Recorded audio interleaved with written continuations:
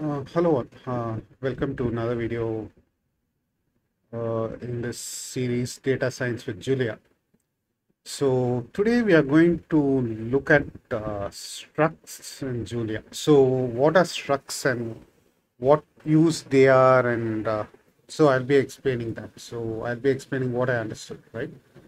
So okay, so what you can do is like, let's say like, okay, you have a rectangle and you want to find the area. So let me just do another stuff, right?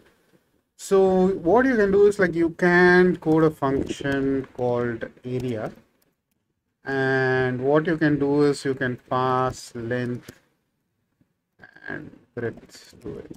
And over here you can just return length star breadth,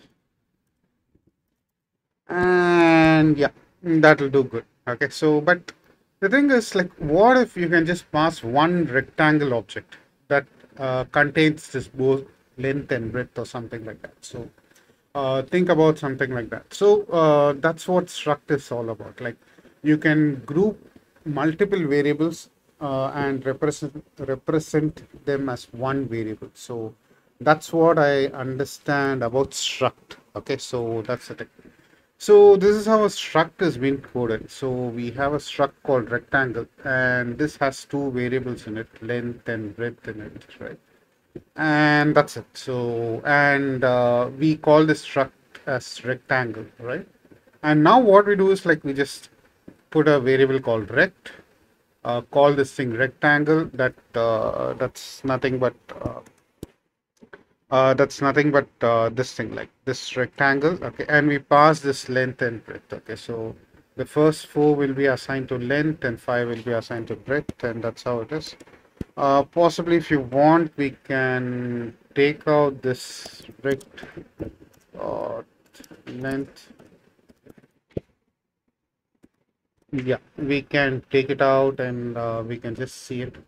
But yeah, we can't assign it. We look at it later. But the thing is like, yeah, now for this area, we can code a function like this, where we can pass this entire rectangle object like this.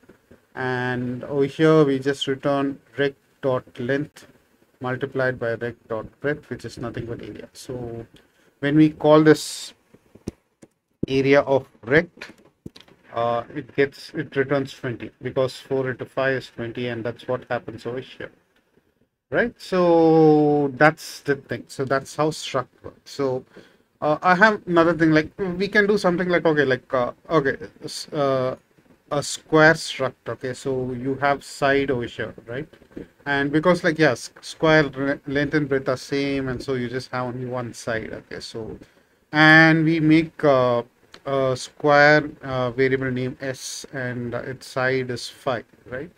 And look how I code the area over here. So over here, what I just do is like, I have an area function and I pass square to it, and I just assign it to a variable just for convenience. Side is equal to square dot side. And over here, what I just do is like, I just create a rectangle of same length and breadth. A rectangle with same length and breadth is nothing but a square, right?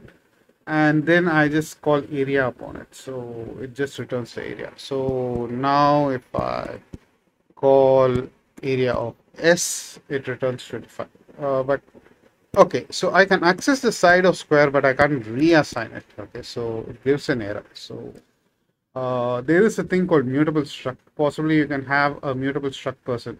Possibly the person age will change. Okay, one might also change his name during his lifetime, but usually his age changes. So I'm just put a person called Karthik. His age is 38, and next I'm just making age 39, and it doesn't give any error. Okay, so it just changes, and that's how it is. Now it's 39, right? So that's how it is. So this is what struct is, and yeah, and I can make something like this. I can, okay, I'm just creating another person, and that person name is 7825. I'm giving an integer and string as the age, which is wrong, right? So you can enforce some kind of validation in struct, okay? But I don't know like whether complex validations and all are available, like ORM or object related mappers in other languages.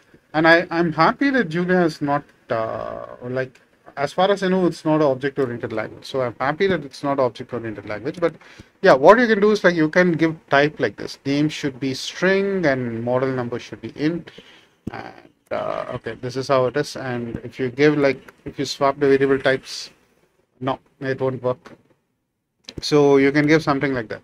The first thing should be string and second thing should be this one, right? I don't know whether we can give it like name parameters or something like that. I'm not sure, but the thing is like, yeah, you can do like this one, right? That's how it is. And okay, so yeah, so that's my understanding.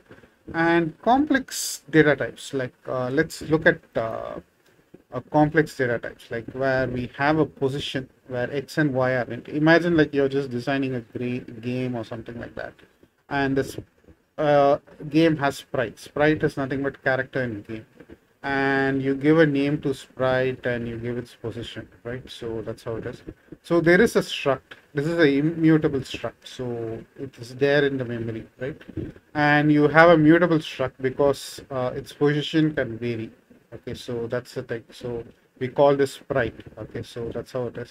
So first we have a position 5 comma 5, right? And we name a sprite called turtle and put its position as 5 comma 5. So that's how it is, right? And that's how it is. Now we code a function called move right. Okay, so in this move right we pass sprite, whatever sprite we have, right? That is like we can pass whatever sprite we have. And now the new x, because if you move right, the x will be incremented, right?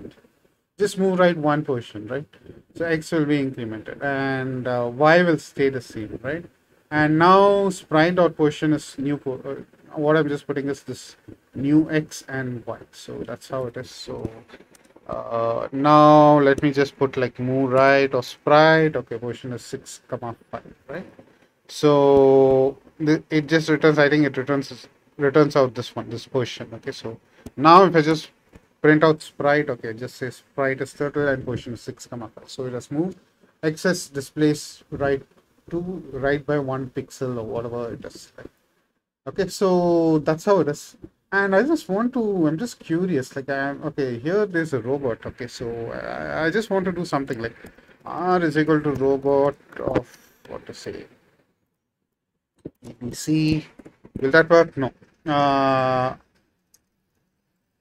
Okay. So yeah, I've given like, okay, like two, what to say, parameters for robot, and okay, where is the robot? I missed it. Okay, I'm giving two parameters for robot. I'm giving only one, and it doesn't work. So what about rectangle? Okay, so rect is equal to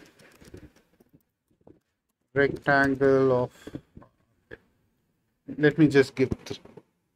Yeah, still it don't work. Like, okay, because like what to say, like I've given two values over here, and I'm just calling it with one value, and it won't work. So yeah, so that's how it is. This is how we can build some complex data types with Julia, and hopefully make some functions that are acting on complex data types look simpler, because like rather than passing this one like length and breadth and who knows, like in very big programs what kind of data types will be there, and that's the thing. I think there is an advantage of mutable struct, and there is an advantage of struct, and the difference between struct and mutable struct is like a struct once created just stays in the memory just over there. Okay, so like okay, let's say like, okay, like let me explain this one. Like, okay, here I just have like position. This is just a struct. You can't mute it. So now if I want to say move right, if I just put 5 and you have a new position for it. So what I think is like, since nothing is pointing to this position 5 comma 5, this will get removed from the memory quite immediately. Okay, so there is a thing called garbage collector or something like that, and this will get removed quite immediately, and because it's not being used. So that's the advantage. And even if you create like 1,000 positions of 5 comma 5, only one will be stored in the RAM. So that's what I just think. So that is one advantage I just think, like if you have an immutable object, so that's the thing. And yeah, so for mutable you can't say that, like because like you can change anything, and that's the thing. And let's say like I just have a mutable object. Okay, so first I just pass something integer. So okay, so like mutable struct, let me create like something, and value, and okay, so what I just do is s is equal to something of pi. Okay, so this is just an integer, so it occupies very less memory. Now what if I just give like s dot value and give something very big or something like that. Okay, this is I think this definitely occupies more space than integer or something like that. So, but of course s changes. So since this mutable struct is there, okay, Julia would have allocated only so much memory when I put this something, but okay, very little memory. But now if I just put this s dot value, okay, so now okay, so s has changed. Okay, so and so like yeah, if the RAM space cannot be expanded, that is, if there is another variable residing near to it, this entire thing should be moved to another place. Okay, so or it should be pointed to another place, and that has lot of space for this big string, and what to say, and this whatever this s dot value should be pointed to that one. So it requires okay some operations and all those things, putting data into new places, pointing it, and all those stuff. And yeah, like if phi is not at all being used, like that needs to be removed and all this stuff. So mutable struct needs some more, what to say, work compared to ordinary struct. That's my intuition. So it's better to have immutable objects, and even if you're passing to functions, immutable objects are good. We'll see that in future, like if I do some advanced programming videos. So but yeah, this is a general idea. Like it's better to have immutable objects rather than immutable one. Okay, so that's like, okay, fine. Like I hope you guys have understood what I said about struct and building complex data types. So I'll put this video and link for Jupyter Notebook in description. Thanks for watching.